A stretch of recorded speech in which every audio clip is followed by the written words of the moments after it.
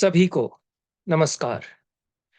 अभिनव गुप्त की कविता कविता में दर्शन और शैव दर्शन, इस विचार श्रृंखला की यह पांचवी कड़ी है। चौथी कड़ी के पश्चात 1 माह या इससे भी कुछ अधिक का अंतराल हो गया है, पर अभिनव गुप्त मेरे साथ बने हुए हैं निरंतर।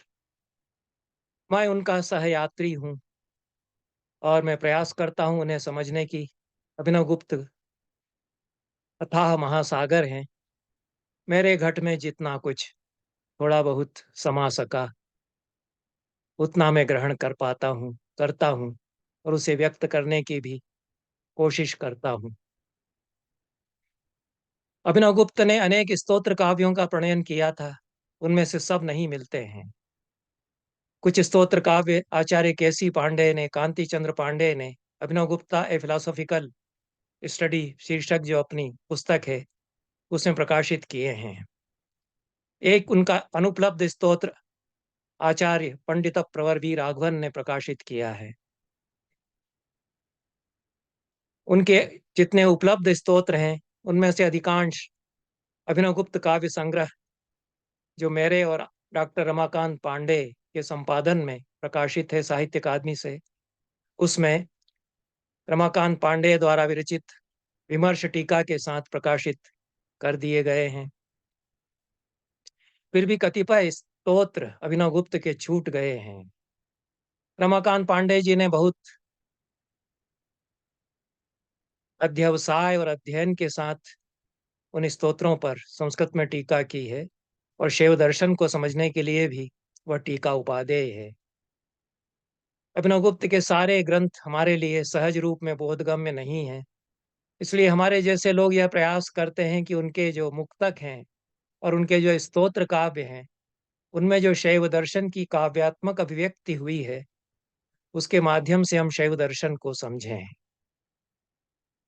उसकी इस पांचवी कड़ी में मैं अभिनव गुप्त के अनुपलब्ध स्तोत्रों से 2 श्लोक, 2 पद्य लूंगा।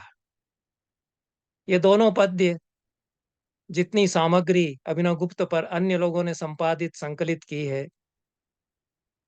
मेरे और रमाकांत पांडे द्वारा संपादित पुस्तक सहित, उनमें स्तोत्र काव्यों के अंतर्गत संकलित नहीं हुए हैं। अभिनव गुप्त काव्य संग्रह जो हमने संपादित किया है उसमें स्फुट उपलब्ध पद्यों में अवश्य इनका संकलन किया गया है। अभिनव गुप्त के किन्हीं स्तोत्रों में ये आए होंगे, पर वे स्तोत्र मिलते नहीं हैं। उन तो अभिनव गुप्त की कविता कविता में दर्शन और शैव दर्शन की पांचवी कड़ी में उन 2 पद्यों पर विचार करेंगे जो उनके अनुपलब्ध स्तोत्रों में आए थे। अभिनव गुप्त ने ही उनको उद्धृत किया है और उसी से हमको ज्ञान होता है कि अभिनव गुप्त के अन्य कुछ स्तोत्र हैं या कई स्तोत्र हैं जो हमें प्राप्त नहीं हैं। ध्वन्यालोक के तीसरे उद्योत में 30वीं कारिका में आनंदवर्धन कहते हैं कि विनयों को उन्मुख करने के लिए, जिनको शिक्षा देना है उनको सद्वृत्त की ओर उन्मुख करने के लिए या काव्य के सौंदर्य की वृद्धि के लिए, एक अंगी रस में अंग रस भले ही वे विरोधी हों, यदि आ जाते हैं तो दोष नहीं होता। रसों के अंगांगी भाव पर, काव्य में रसों के विरोध पर आनंदवर्धन विचार कर रहे हैं।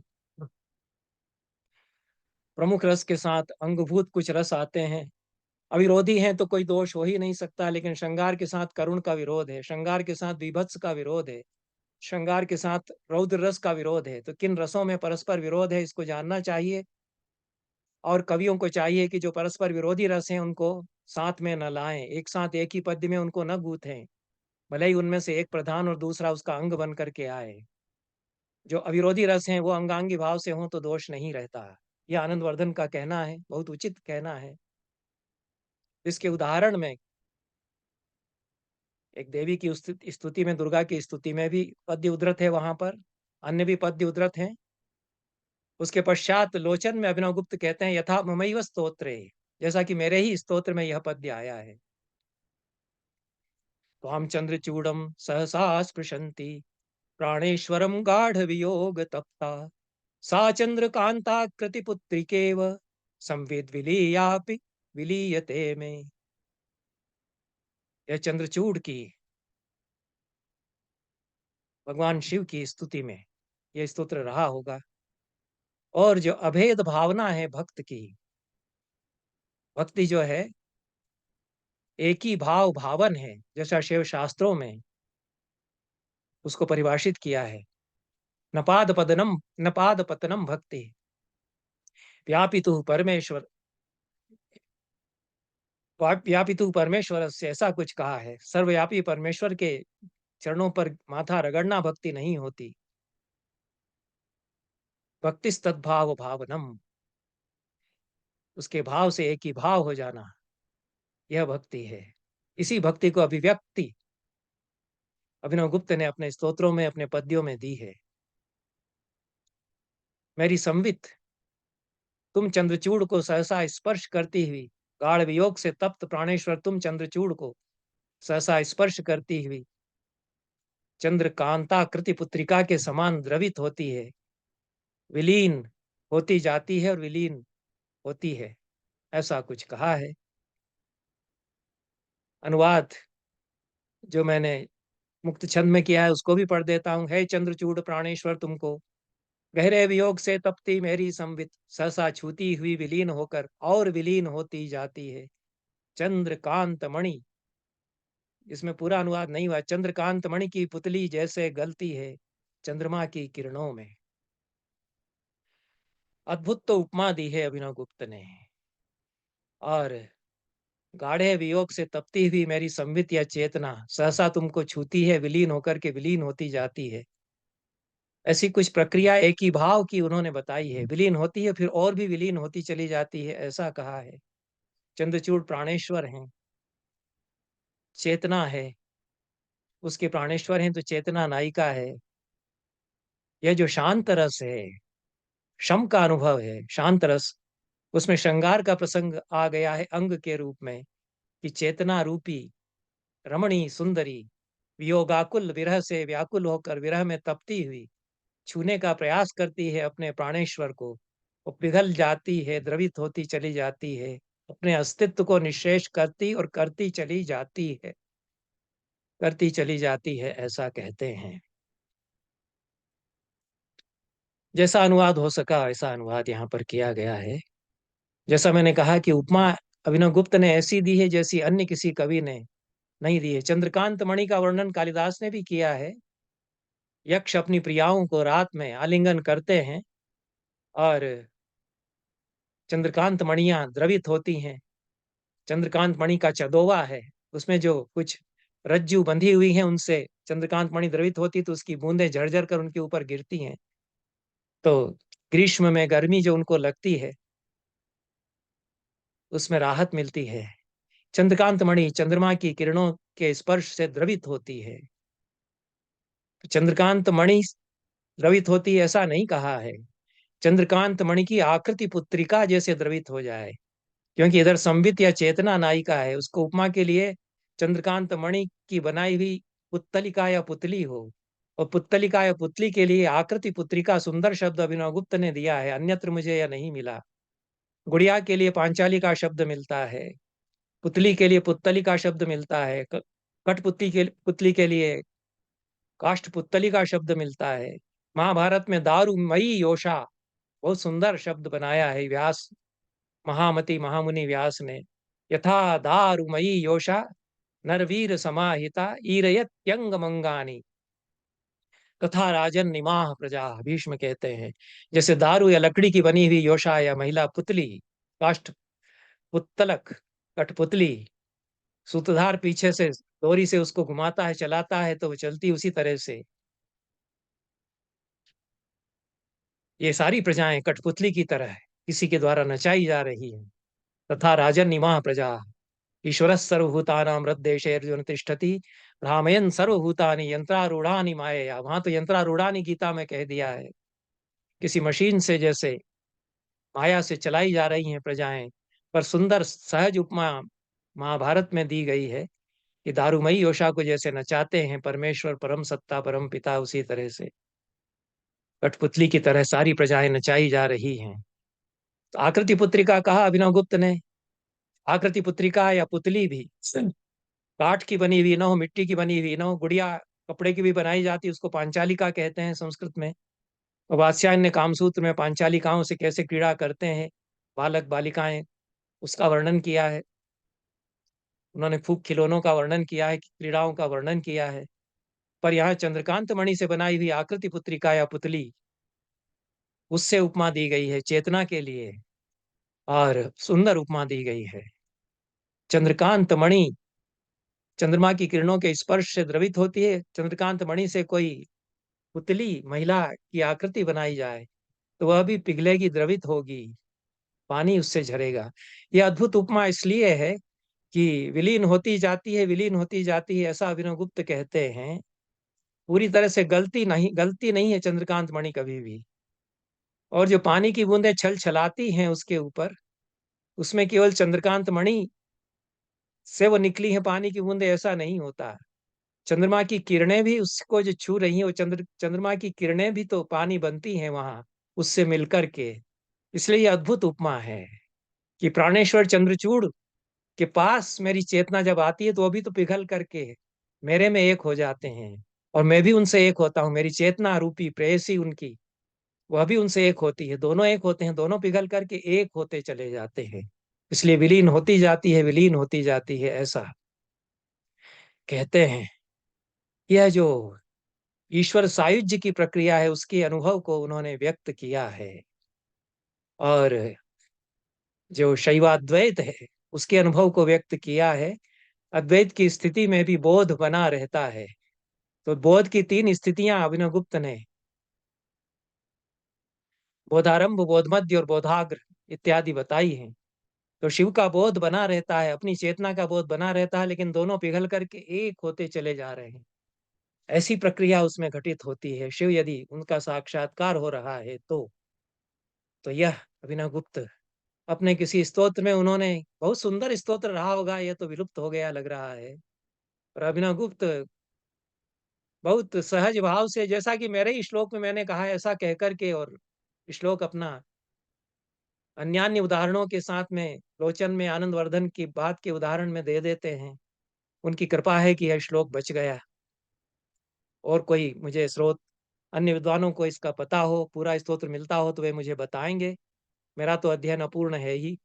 तो यह अभिनव गुप्त कहते हैं, जैसा मैंने कहा कि शांत विभावा नाम भी श्रृंगार भंग्या निरूपणम।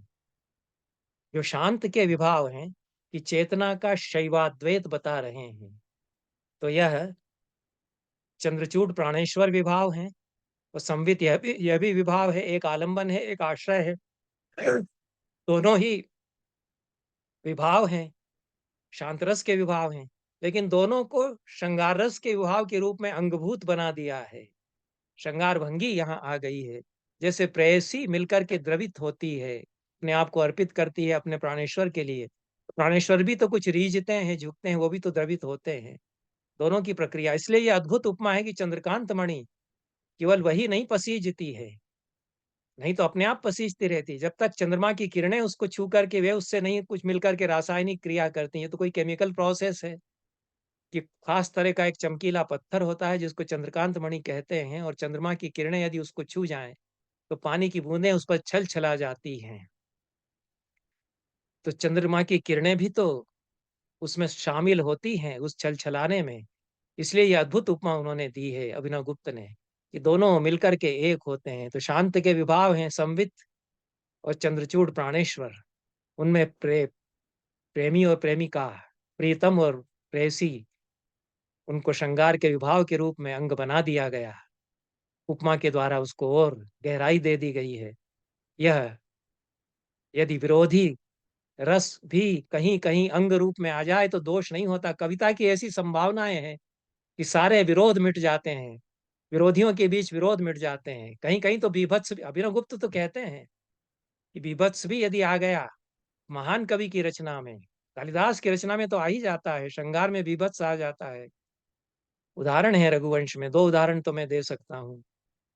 तो कविता की कितनी बड़ी संभावनाएँ हैं और इतने बड़े कवि, दृष्टा कवि अभिनवगुप्त जो कालिदास तक पहुँचते हैं, कहीं-कहीं उससे और भी ऊपर पहुँचते हैं।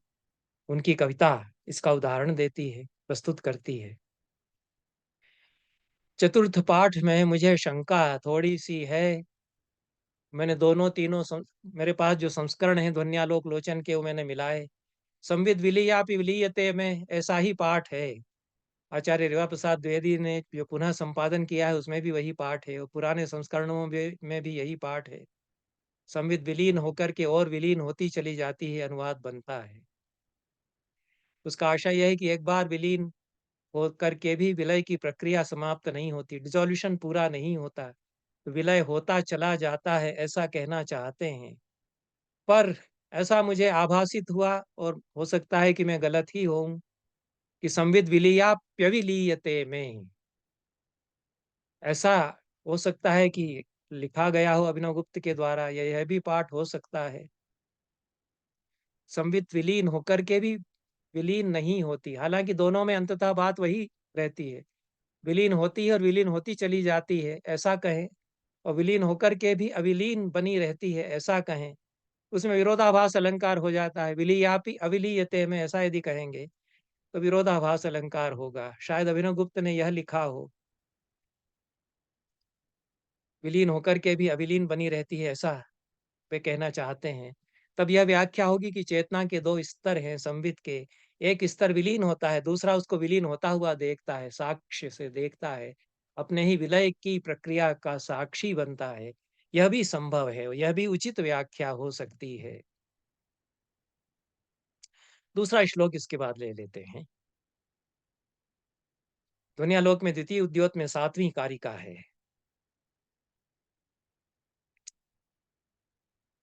तथा चायमत्र संक्षेपः।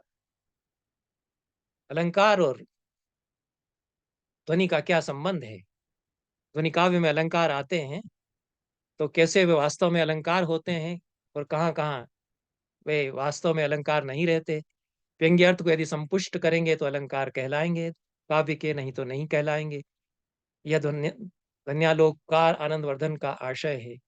तो रसभावादि तात्पर्यमाश्रित्य विनिवेशनम् अलंकृतीनां सर्वासाम् अलंकारत्व साधनम्। रसभाव आदि के तात्पर्य से अलंकारों का विनिवेश किया जाए, तभी वे सारे अलंकार अलंकार रहेंगे। अलंकृतियों के अलंकारत्व का यही साधन है कि रसभावादि तात्पर्य के सहित उनका विनिवेश किया जाए। इसमें जो उदाहरण दिए गए हैं उसमें यथा मवैव स्तोत्र ऐसा कहकर अभिनवगुप्त ने फिर यह पद्य अपने विलुप्त स्तोत्र का यह पद्य दिया है, जैसा कि अलंकार यहाँ पर आए और रसभावादि तात्पर्य से आए हैं। मेरा पद्य भी इसका एक उदाहरण है, ऐसा कहकर के अभिनवगुप्त उदाहरण देते हैं। ये बहुत सुंदर पद्य बनाया है। एक तो अभिनवगुप्त की पद्य रचना भी बड़ी सुंदर है। चाहे वे इंद्र वज्रा लिखें तो उपेंद्र वज्रा लिखें, उपजाति लिखें, कोई भी छंद लिखें। यहाँ तो पृथ्वी छंद है और पृथ्वी छंद में जब स्तोत्र लिखे जाते हैं तो उनकी वानगी कुछ अलग ही होती है। पंडितराज जगन्नाथ ने पृथ्वी छंद लिखा और उनके जैसा पृथ्वी छंद कम लोग लिख पाए, लेकिन अभिनवगुप्त की भी कोई बराबरी नहीं है। अभिनवगुप्त की भी बात अलग है।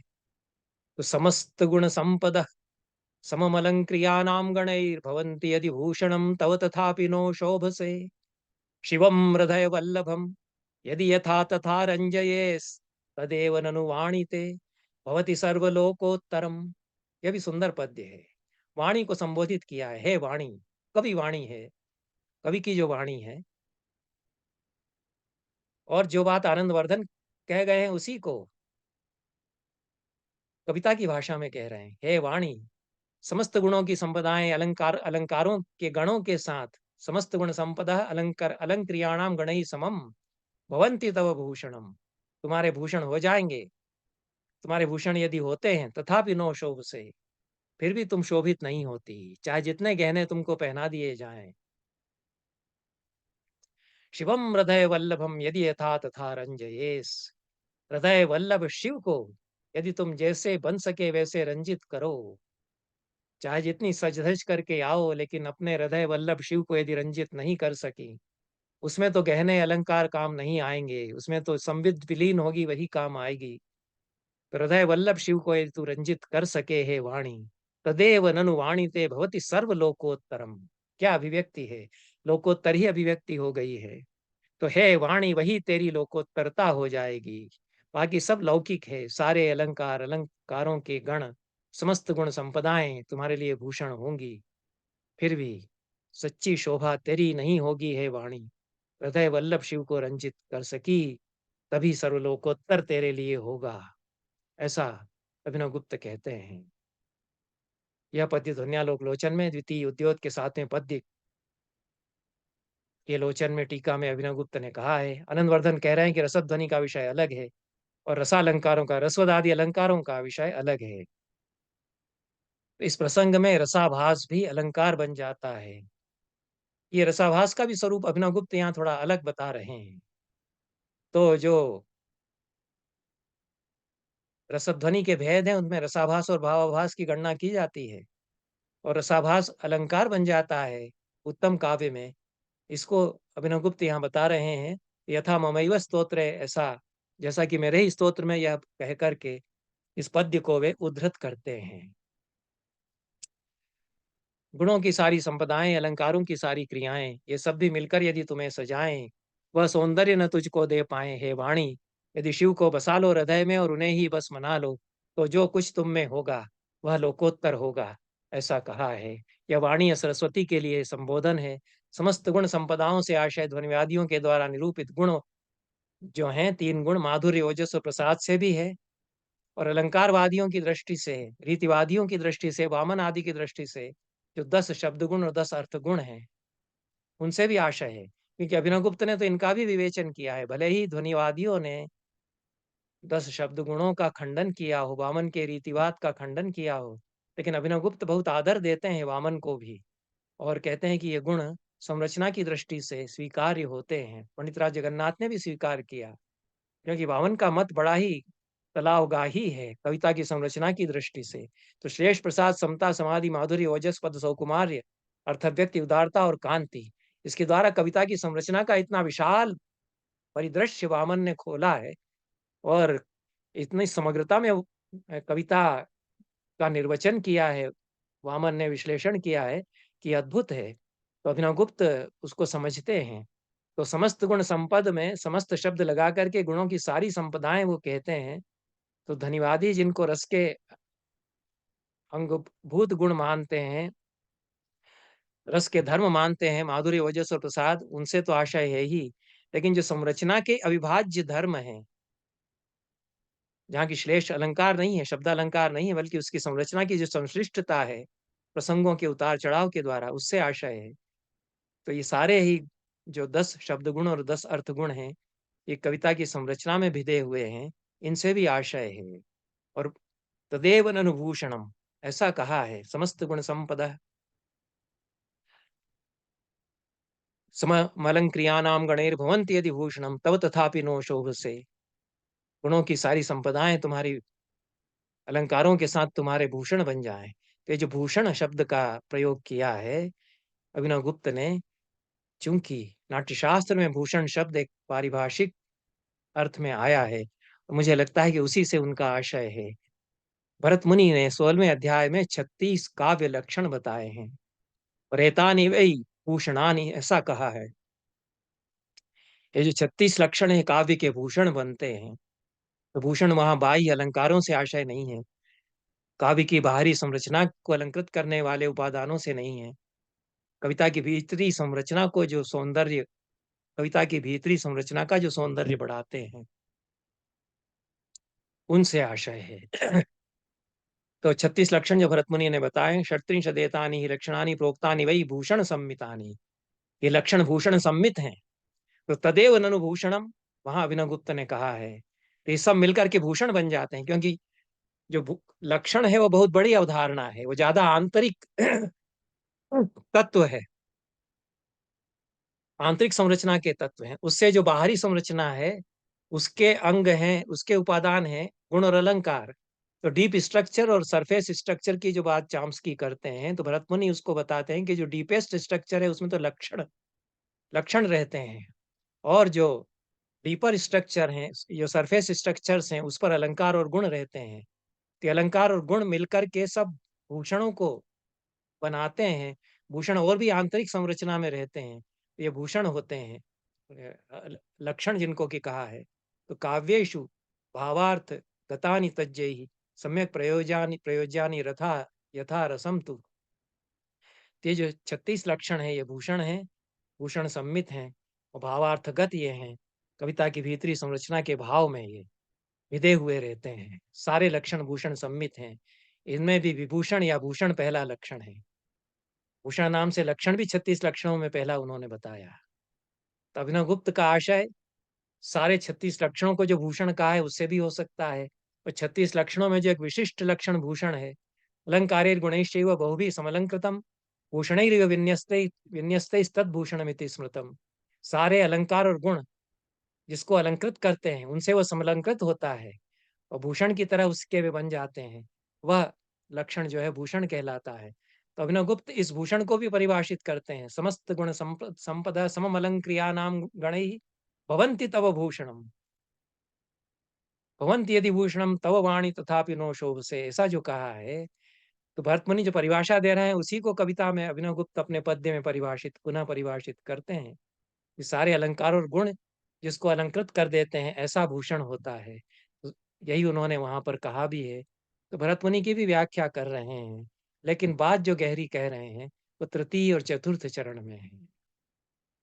शिवम हृदय वल्लभम, शिव जो हृदय वल्लभ हैं, उनको यदि रंजित नहीं कर पाई तुम, तो तभी वास्तव उनको यदि रंजित कर पाई, तभी वास्तव में रंजकता तदेव ननु वाणीते भवति सर्वलोकोत्तरम।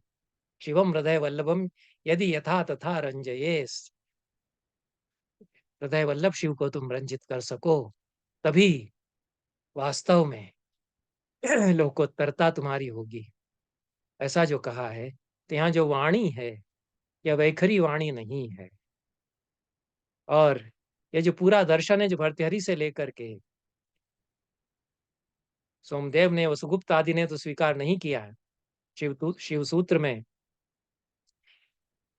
वसुगुप्त ने तो खंडन भी किया भर्तृहरि के दर्शन का, लेकिन उत्पल देव से लगा करके जो शैव दार्शनिक हैं उन्होंने भर्तृहरि के वाक दर्शन को, वाक तत्व को स्वीकार किया।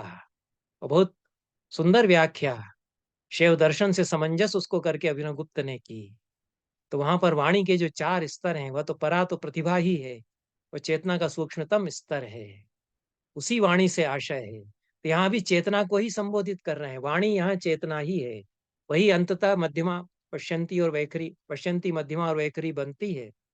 लेकिन जो वाणी का चेतना में सूक्ष्मतम रूप है, प्रतिभा रूप है, वही यहाँ भी नायिका है। वही त्वाम चंद्रचूड़म सहसा स्पृशंति संवित विलीयापि विलीयते में, इस श्लोक में भी वह संवित नायिका हो जाती है, प्राणेश्वर चंद्रचूड़ नायक हो जाते हैं। यहाँ पर भी वाणी वही कवि संवित है, वही चेतना है कवि की, वही वैखरी बनती है, और वही चेतना नायिका भी यहाँ पर है। यहाँ भी उसी प्रकार से श्रृंगार रस आ गया है। और हृदय वल्लभ तो यहाँ भी हैं शिव हृदय वल्लभ यहाँ भी हैं। उनको रंजित कर सको तो लोकोत्तर हो जाएगा। यह जो शिव सायुज्य की स्थिति में सब कुछ लोकोत्तर हो जाता है, सारा लौकिक अलौकिक हो जाता है चेतना के उस स्तर पर पहुंच करके। इस बात को अभिनव गुप्त यहाँ कह रहे हैं। तो यह स्वयं लोचन में वे कहते हैं, अत्र ही परमेश स्तुति मात्रम वाचः परमोपादेयमिति वाक्यार्थे श्रृंगाराभासश्चारुत्व हेतु श्लेष सहित। इसको श्लेष पढ़ा जाए, जो श्लोष टाइप हो गया है। तो यह है परमेश की, ईश्वर की, शिव की स्तुति मात्र में जो वाणी है वही वाणी उपादेय है, यह कहना है कवि को। लेकिन उसको कहने के लिए श्रृंगार ला दिया है, तो वाणी को चेतना के रूप में बता करके नायिका बना दिया, और हृदय वल्लभ शिव को नायक बना दिया। तो यहाँ भी रस आ गया है। श्रृंगार रसाभास आ गया है और श्लेष अलंकार भी आ गया है व्यर्थक वचन विन्यास होने से। नहीं अयम पूर्णा श्रृंगारो नायिकाया निर्गुणत्वे निरलंकारत्वे च भवति। यह श्रृंगार पूर्ण हो जाएगा यदि नायिका गुणवती और अलंकारवती हो। तो श्रृंगार परिपूर्ण होने के लिए भी नायिका का गुणवती और अलंकारवती होना चाहिए। ये बहुत बड़ी बात उन्होंने कह दी। सारे जो अलंकारवाद का जो तत्व है उसको भी स्वीकार किया कि अलंकार कितने आंतरिक हैं। जो प्रेमिका है उसमें बुद्धू हो मूर्ख हो तब तो प्रेम नहीं उस तरह से पक करके सायुज्य होगा। प्रेमी से कहीं ना कहीं ऊब जाएगा प्रेमी भी यदि बुद्धिमान है। निर्गुण नायिका निरलंकार नायिका से तो श्रृंगार परिपूर्ण नहीं हो पाएगा। तो वाणी में भी अलंकार तो चाहिए और गुण भी चाहिए। वे आंतरिक रूप से उसमें अपेक्षित हैं, बाहरी नहीं है। उनको हटाने पर तो प्रेम नहीं पकेगा, श्रृंगार परिपूर्ण नहीं होगा। यह बात भी उन्होंने कहा। ध्वनिवाद की दृष्टि से भावध्वनि का उदाहरण इसको कहा जा सकता है। परमेश्वर की स्तुति में इसका पर्यवसान होता है। श्रृंगार रस इसमें आ गया है, वाणी नायिका है, शिव उसके हृदय वल्लभ हैं। अभिनव गुप्त इसको श्रृंगाराभास कहते हैं और कहते हैं कि रसाभास सर्वदा अनौचित्य से प्रवृत्त हो यह आवश्यक नहीं, यह उनका आशय मैंने समझा है। इसलिए रसाभास को पुनः परिभाषित वे करते हैं। तो तदा भाषा अनौचित्य प्रवर्तिता ऐसा मम्मट ने कहा है। लेकिन रसाभास सदैव अनौचित्य प्रवर्तित नहीं होते और आभास शैव दर्शन में अपने आप में एक पारिभाषिक शब्द है, एक कैटेगरी है वहां। तो ये तो जगत आभास है, ये वेदांत का विवर्त नहीं है। जब आभास कहते हैं तो आभास में भी तो शिव हैं। तो यह जो आभास की अवधारणा है, रसाभास यहाँ पर आया। तो कहते हैं अभिनव गुप्त इसकी व्याख्या में, यह तो मैं पढ़ चुका हूं।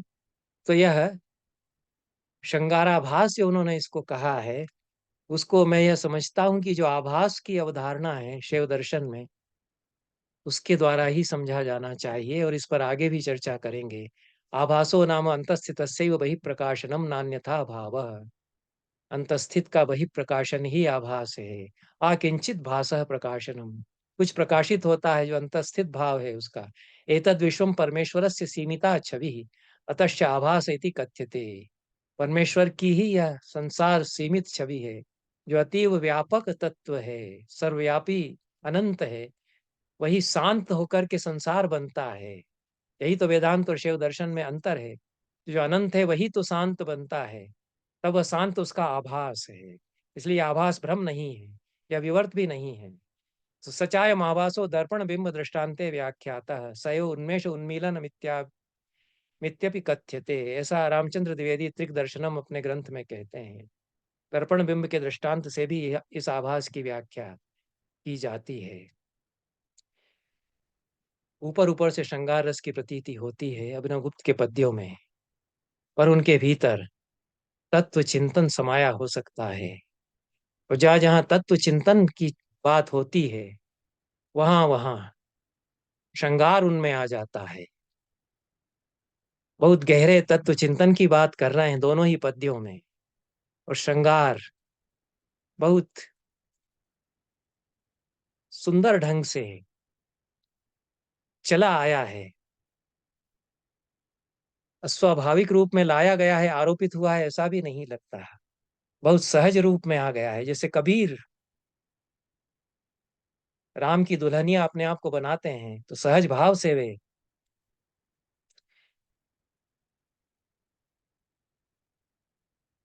सब मन तंत रबाब तन विरह बजावे नित और न कोई सुन सके कै साईं को चित्त। सब मन तंत, सारा मन तंत्री तार बन गया है। तन शरीर रबाब बन गया है। रबाब वीणा होती है पुरानी कश्मीर की वीणा। और विरह इस पर राग छेड़ता है, कोई नहीं सुन पाता। साईं का चित्त सुनता है। यहां भी तो वही बात कबीर ने या जिस सूफी कवि ने कहा है उसने कह दी है। कबीर की, सूफी कवियों की, अभिनव गुप्त की कविता की और रूमी की कविता की एक भावधारा है। इसके साथ ही आज की ये चर्चा समाप्त करते हैं, फिर कभी अवसर होगा अभिनवगुप्त के काव्य पर बात करने का, ऐसी आशा है। सभी को नमस्कार और धन्यवाद।